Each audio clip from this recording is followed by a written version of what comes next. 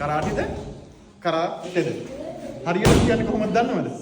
අපි මුලින්ම වචන දෙකේ වෙනස බලලා ඉමු. ජපාන් භාෂාවෙන් කරා කියලා කියන්නේ හිස් empty කියන hand meaning එක. තේ කියලා කියන්නේ අත කියන meaning එක. මේ වචන දෙක එකතු කරාම කරා තේ.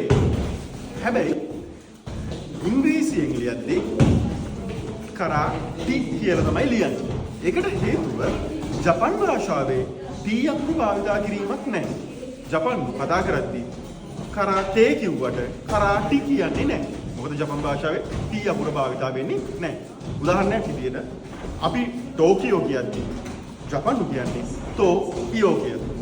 පැහැදිලි කරගත්තම කරාටේ කියලා කියන්නේ ජපාන් වචනයක්, ජපාන් භාෂාවට අයිති වචනයක්.